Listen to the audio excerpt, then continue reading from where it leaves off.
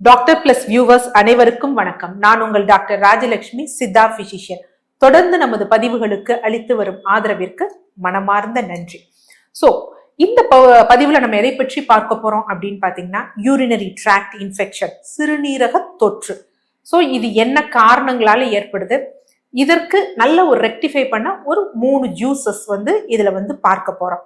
ஆக்சுவலா சிறுநீரக தொற்று அப்படிங்கிறது வருவதற்கு காரணம், நிறைய காரணங்கள் இருக்கு. ஒருவேளை நம்ம உடம்புல போதுமான அளவு நீர்த்துவம் இல்லாம இருந்தது அப்படின்னா, ரொம்ப ஸ்டாக்னேஷன் இருக்கும் பொழுது ஈஸியா சிறுநீரகத்துல தொற்றுக்கள், இன்ஃபெக்ஷன் ஏற்பட வாய்ப்பு இருக்கு. இல்ல அண்டை உறுப்புகள்ல, இப்ப பெண்களானா கர்ப்பப்பையில தாபிதம் ஏற்படுது, இல்ல சினைக்குழாயில தாபிதம் ஏற்படுது, மலச்சிக்கல், ஈவன் மலச்சிக்கல் இருந்தா கூட என்ன ஆகும் அப்படின்னு பாத்தீங்கன்னா, நமக்கு யூரினரி ட்ராக்ட் இன்ஃபெக்ஷன்ஸ் ஏற்படும். இல்ல எடுக்கக்கூடிய உணவுகளின் ஒவ்வாமை இருந்ததுன்னு வச்சுக்கோங்களேன், அதனால யூரினரி ட்ராக்ட் இன்ஃபெக்ஷன்ஸ் வரும். இந்த மாதிரி பல காரணங்கள் இருக்கு. யூரினரி ட்ராக்ட் இன்ஃபெக்ஷன் வந்த உடனே நம்ம என்ன நினைக்கிறோம், உங்களுக்கு யூரினரி ட்ராக்ட் இன்ஃபெக்ஷன்ஸ் பிரச்சனைகள் முன்னாடி இருந்ததா அப்படின்னா, இல்ல அப்படியெல்லாம் இல்லை அப்படின்னு. யூஸ்வலா என்ன நினைப்போம், யூரின் போனா எரிச்சல் ஏற்படுது, அப்படியெல்லாம் கிடையாது. நமக்கு யூரின் அடக்க முடியாம அதிக அளவுல யூரின் அன்கன்ட்ரோலபிளா போகுது. குறிப்பாக குழந்தைகளுக்கு சிறு குழந்தைகளுக்கு இந்த பிரச்சனைகள் இருக்கும். ஸோ அந்த மாதிரி இருந்தாலும் யூரினரி ட்ராக்ட் இன்ஃபெக்ஷன்ஸ் வர வாய்ப்பு இருக்கு. அதே மாதிரி குடல் பகுதிகளில் நெறிக்கட்டு ஏற்படும். நெறிக்கட்டுகள் ஏற்படுறவங்களுக்கு வயிற்று பகுதியில வலி இருக்கும். இது நிறைய பேர் என்ன பண்ணுவாங்க, ஸ்கேன் பார்த்துட்டு சிஸ்டைட்டிஸ்ன்னு இருக்கும். ஸோ அதுதான் பிரச்சனைன்னு நினைச்சு அதற்குரிய ஆன்டிபயோட்டிக் எடுப்பாங்க. அந்த ஆன்டிபயோட்டிக் நெறிக்கட்டுகளுக்கு பலனளிக்கும். ஆனா நெறிக்கட்டுகளாலதான் நமக்கு இந்த மாதிரி மூத்திரப்பை தாபிதம் ஆகுது அப்படிங்கிறது நிறைய பேருக்கு தெரியறது கிடையாது. ஸோ அந்த மாதிரி விஷயங்களிலும் நமக்கு யூரினரி ட்ராக்ட் இன்ஃபெக்ஷன்ஸ் வரும். ஸோ இந்த மாதிரி காரணங்கள் வரும் பொழுது நம்ம அதை ரெக்டிஃபை பண்ண நம்ம என்ன பண்ணுவோம், ஆன்டிபயோட்டிக் எடுப்போம்.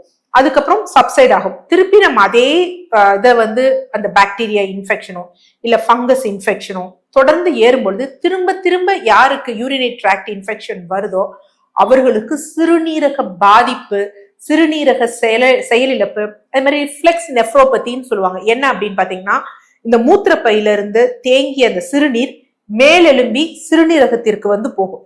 சிறுநீரகத்திற்கு போய் தாபிதத்தை உண்டு பண்ணும். சோ அதனால அதை அசால்ட்டா கடந்து போகவே கூடாது. அது மாதிரி தொடர்ந்து யூரினரி ட்ராக்ட் இன்ஃபெக்ஷன்ஸ் இருக்கு அப்படின்னா அவர்களுக்கு சர்க்கரை நோய் இருப்பதற்கும் சர்க்கரை நோய் ஏற்படுவதற்கு வாய்ப்புகளும் இருக்கு. ஸோ அதனால யூரினரி ட்ராக்ட் இன்ஃபெக்ஷனா நம்ம ஏதோ ஒரு ஆன்டிபயோட்டிக்கை போட்டோமா முடிஞ்சுதா அப்படின்னு நினைக்கிறது தவறான ஒரு விஷயம். சரி, ஓகே. இந்த மாதிரி யூரினரி ட்ராக்ட் இன்ஃபெக்ஷன் இருக்கிறவங்க நீங்க எந்த மருந்துகள் எடுத்தாலும், சித்த மருந்துகள் எடுத்துக்காலும், ஆயுர்வேத மருந்துகள் எடுத்தாலும், இல்ல நமது பாரம்பரிய மருத்துவ முறை வேற ஏதாவது ஃபாலோ பண்ணாலும், நவீன மருந்துகள் எடுத்தாலும், இதனுடன் சேர்த்து இந்த 3 ட்ரிங்கை நம்ம தொடர்ந்து எடுத்துட்டோம் அப்படின்னா நம்மளோட இன்ஃபெக்ஷன்ஸ் ஈஸியா ஃப்ளஷ் அவுட் ஆகி வெளியே வரும். இந்த எரிச்சல் போன்றவை இருக்காது. அதுல முதல் இது என்ன அப்படின்னு பாத்தீங்கன்னா, சோம்பு குடிநீர். சோம்பு குடிநீர் என்ன அப்படின்னா, இப்போ ஒரு யூரினரி ட்ராக்ட் இன்ஃபெக்ஷன்ஸ் நமக்கு வந்திருக்கு, மருந்துகள் எடுத்துக்கொள்ள வாய்ப்பில்லை அப்படின்னு வச்சுக்கோங்களேன். ஸோ அண்மையில பாத்தீங்கன்னா நமது நண்பர் ஒரு குடும்பம் என்ன அப்படின்னு பாத்தீங்கன்னா வெளிநாட்டுல இருந்தாங்க. ஸோ அங்க வெளிநாட்டுல என்ன அப்படின்னு பாத்தீங்கன்னா, ஒரு இன்ஃபெக்ஷன் வந்துருச்சுன்னா டக்குன்னு நம்ம ஊர்ல மாதிரி போய் மருத்துவர்களை பார்த்து உடனே மருந்துகள் எடுக்க முடியாது, மெடிக்கல் ஷாப்ல போய் ஆன்டிபயோட்டிக்ஸ் எடுத்துக்கொள்ள முடியாது. ஸோ அப்ப என்ன அப்படின்னா அவங்களுக்கு பரிந்துரைத்தது என்ன அப்படின்னு பாத்தீங்கன்னா, இந்த சோம்பு குடிநீர். நல்ல சோம்பு ஒரு டேபிள் ஸ்பூன் எடுத்துக்கணும். எடுத்துட்டு நல்லா தண்ணீர், 1 லிட்டர் தண்ணீர்ல போட்டு நல்லா பாயில் பண்ணிடணும். இரவு பாயில் பண்ணிட்டு ஓவரால் அப்படியே விட்டுட்டு காலையில லைட்டா சூடு பண்ணி நம்ம காலையில வெறும் வயிற்றுல ஒரு தடவை குடிக்கணும், மாலை வெறும் வயிற்றுல ஒரு தடவை குடிக்கணும்.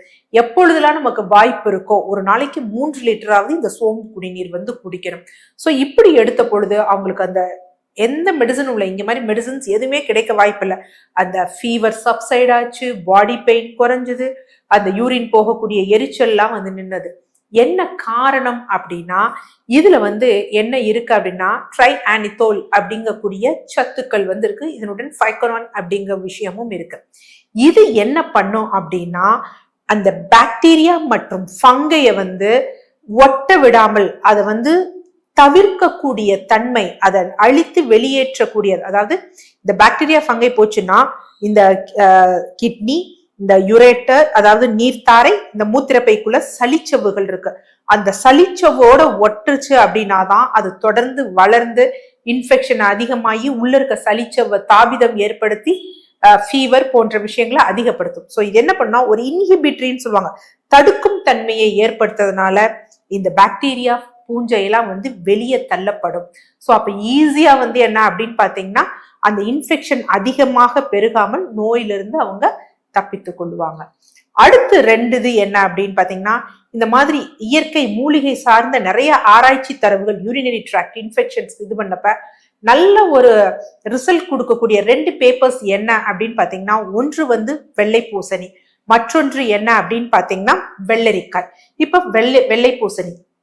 ஸோ வெள்ளை பூசணியை என்ன பண்ணணும் அப்படின்னா, நல்லா தோல் எல்லாம் சீவிட்டு 2 கப் எடுத்துக்கணும். அந்த கியூப்ஸ் எடுத்துட்டு என்ன பண்ணணும்னா நல்லா பிளெண்ட் பண்ணிடணும். பிளெண்ட் பண்ணி வடிகட்டிடணும். ஸோ வடிகட்டி அந்த சாரை எடுத்துக்கணும். யூஸ்வலா இந்த வெள்ளை பூசணியில 94% அதிக நீர் தான் இருக்கு. மிச்சம்தான் கொஞ்சம் ஃபைபர் கண்டென்ட்டும் இருக்கு. ஸோ அந்த நீரை எடுத்துட்டு, நார்மலாவே இந்த வெள்ளை பூசணி சிலருக்கு சளி பிடிக்கக்கூடிய தன்மை இருக்கும். ஸோ அதனால இதுல கொஞ்சம் மிளகுத்தூள், உப்பு கலந்து காலையும் மாலையும் என்ன பண்ணணும் அப்படின்னா நம்ம வெறும் வயிற்றுல எடுத்துக்கணும். இது என்னன்னா டைரக்டா இன்ஃபெக்ஷன்ஸை குறைக்காது, பட் இது ஒரு டயூரிட்டிக்.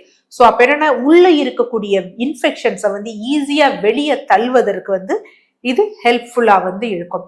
அடுத்து மூன்றாவது என்ன அப்படின்னு பாத்தீங்கன்னா வெள்ளரிக்காய் ஜூஸ்.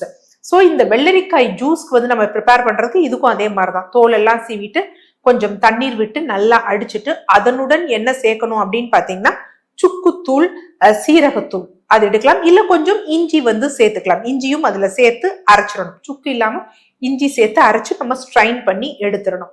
இதனுடைய பயன் என்ன அப்படின்னா, நார்மலா நமக்கு இன்ஃபெக்ஷன்ஸ் கிருமி இருக்கும் பொழுது என்ன ஆகும்னா, இன்ஃபெக்ஷன்ஸ்ல நம்மளுடைய அந்த யூரின் அதிகமாக அசிடிக் ஆகும்.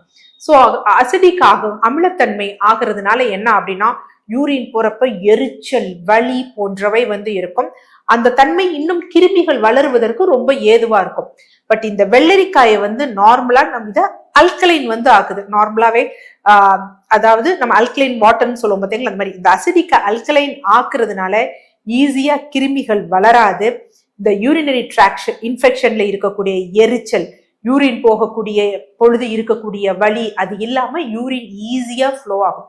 ஸோ அதனாலதான் இந்த 3 காம்பினேஷனையும், அதாவது சோம்பு குடிநீர் காலை மாலை எம்டி ஸ்டமக்ல எடுத்துடணும். எப்பொழுதெல்லாம் நீர் குடிக்கிறீங்களோ இதை எடுக்கணும். அடுத்து இந்த வெள்ளை பூசணி சாறு காலை மாலை வெறும் வயிற்றுல எடுக்கணும். அடுத்து இந்த வெள்ளரி சாறு இருக்கு பாத்தீங்களா, உணவு உண்டு 2 மணி நேரம் கழித்து காலையும், அதே மாதிரி மதியத்துல ஒரு 2 மணி நேரம் கழித்து, இரவு எடுக்கக்கூடாது, மதியத்துல இருந்து 2 மணி நேரம் கழித்து உணவு எடுத்து 2 மணி நேரம். ஸோ இந்த 3ஐயும் ஃபாலோ பண்ணீங்கன்னா இந்த ரெக்கரண்டா நமக்கு யூரினரி ட்ராக்ட் இன்ஃபெக்ஷன்ஸ் வருவது குறைய ஆரம்பிக்கும். இதை சர்க்கரை நோயாளிகளும் ஃபாலோ பண்ணலாம், நல்லது. ஆனா நிறைய பேருக்கு இதைத்தான் ஃபாலோ பண்ணிட்டு இருப்பாங்களே தவிர அவங்களுக்கு சிறுநீரகம் செயலிழப்பு ஆயிருக்கு அப்படிங்கிறது தெரியறது இல்லை. ஸோ அதனால உங்களோட எலக்ட்ரோலைட் சீரா இருக்கா, கிரியாட்டினின் நார்மலா இருக்கா, இரண்டும் நார்மலா இருந்தா வெண்பூசணியை எடுங்க. இல்லைன்னா வெண்பூசணியை தவிர்த்துட்டு சோம்பு குடிநீர் மற்றும் என்ன அப்படின்னு பாத்தீங்கன்னா இந்த வெள்ளரி சாறு எடுத்தோம் அப்படின்னா நமக்கு நல்ல ஒரு ரிசல்ட், ஒரு நல்ல ஒரு சொல்யூஷன் கிடைக்கும். ரிப்பீட்டடா யூரினரி ட்ராக்ட் இன்ஃபெக்ஷன்ங்கிற அவஸ்தைக்கு உள்ளாக வேண்டாம். அதை தொடர்ந்து சிறுநீரக செயலிழப்பு, மூட்டு வலிகள் போன்றவை ஏற்படாது. நன்றி.